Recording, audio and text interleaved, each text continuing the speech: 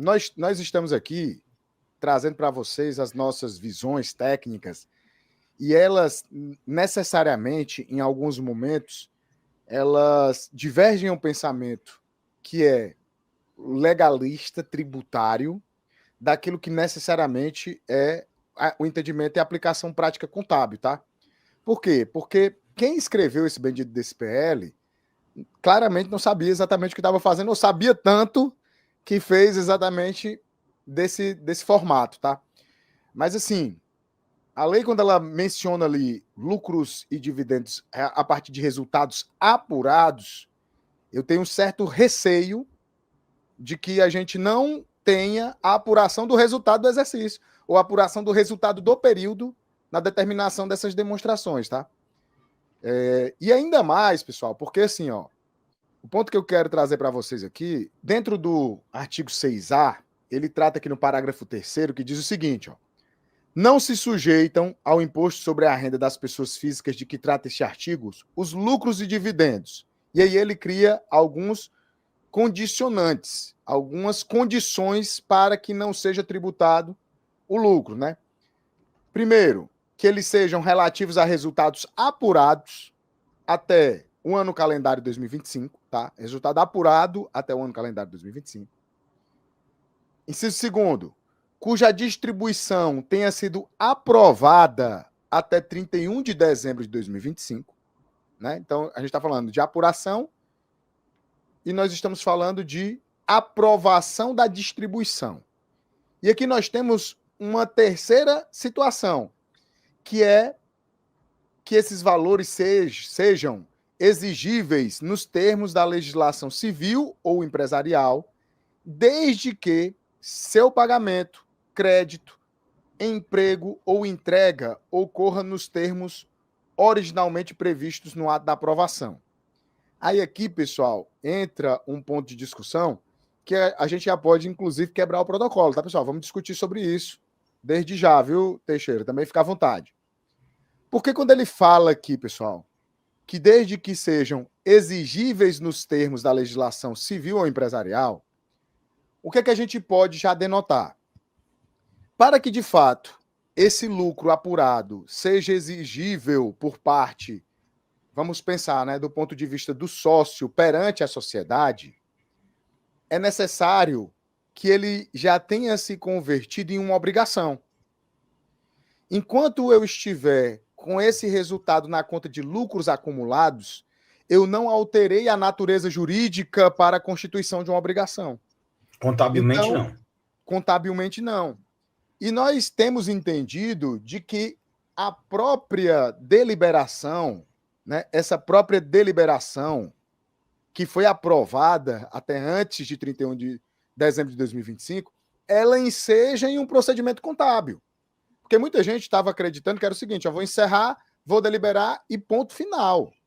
Não, essa deliberação, ela é um fato jurídico que enseja em uma evidenciação contábil. O que é essa evidenciação contábil?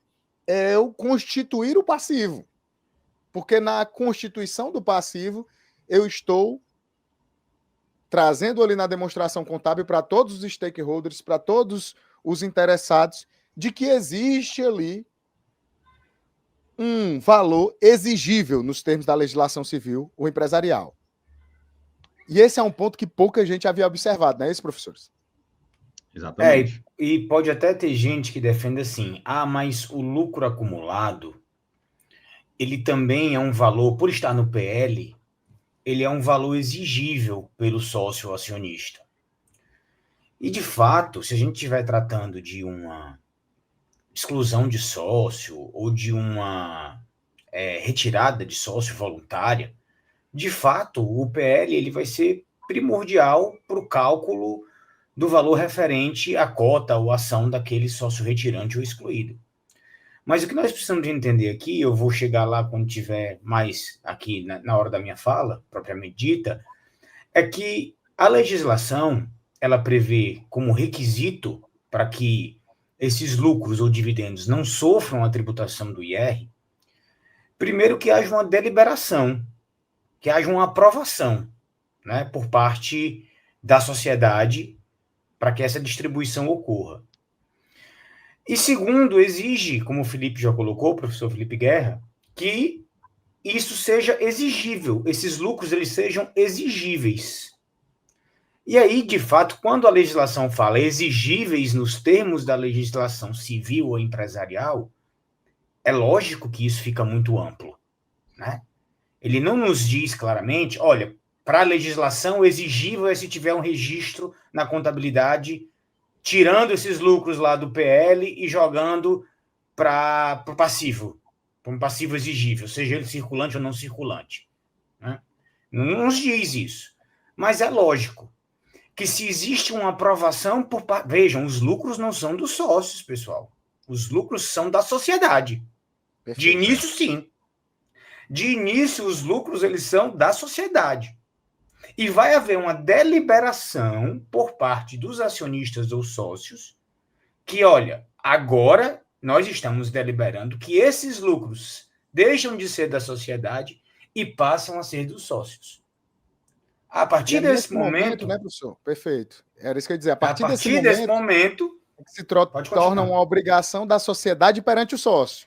E eu tenho que fazer isso refletir na contabilidade. Porque se esse valor permanece no PL, eu não estou consubstanciando aquilo que foi aprovado naquela reunião ou assembleia de sócio, que é exatamente reconhecendo que o lucro não é mais da sociedade, é dos sócios. Excelente. Só que o que a gente tem é a constituição dos dividendos. Isso é a constituição da exigibilidade no passivo. Para que a gente possa entender se eu devo ou não devo, por exemplo, encerrar as contas de resultado, que é um ponto importante quando se fala de apuração do resultado, no meu entendimento, o que a gente traz aí é uma necessidade de você distribuir lucros intermediários ou constituir esses lucros de forma exigível, de forma intermediária, por força de determinação legal, que vai ser o projeto de lei. Então, você tem uma força de determinação legal, que é o projeto de lei, para que você cumpra os requisitos, e aí você segue lá, sei lá, SA, Código Civil para limitada, etc, etc. Você pode fazer uma retirada disso. Outrora, se você tiver um saldo de lucros acumulados, está excelente, tá? Que a gente acaba tendo saldo de lucros acumulados, fica excelente. Mas vamos imaginar que eu queira fazer uma constituição de dividendos muito maior do que os meus lucros acumulados, que aí vai contemplar o resultado que estaria ainda em 2025. No meu entendimento, é necessário, é possível fazer, seguindo o CPC 21, e aí, como eu disse no começo, a norma contábil, uma coisa é a norma contábil, né? A gente tem diversas divergências legalistas, olhando para a lei, e da norma contábil, inclusive. O professor Felipe defende muito isso, né? Vamos olhar a 6.404 e não a norma. Se eu olho para a norma no CPC 21, por exemplo, eu não tenho uma necessidade de fazer um encerramento. Tá?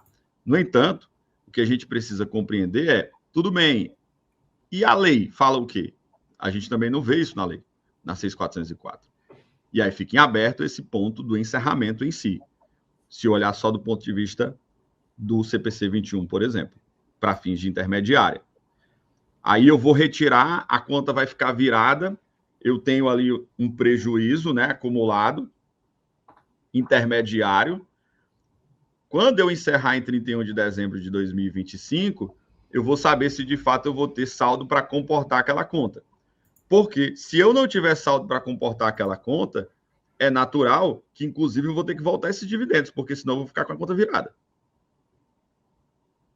Em 31 de dezembro. Professor, teu raciocínio, porque, na verdade, é o seguinte, se eu tenho lucros acumulados, esses lucros eles serão apurados até o ano calendário de 2025. Ele fala até o ano de 2025. Então, o que foi acumulado de antes disso estará no ano, até o ano calendário de 2025. Perfeito. Então, eu não preciso fazer separação.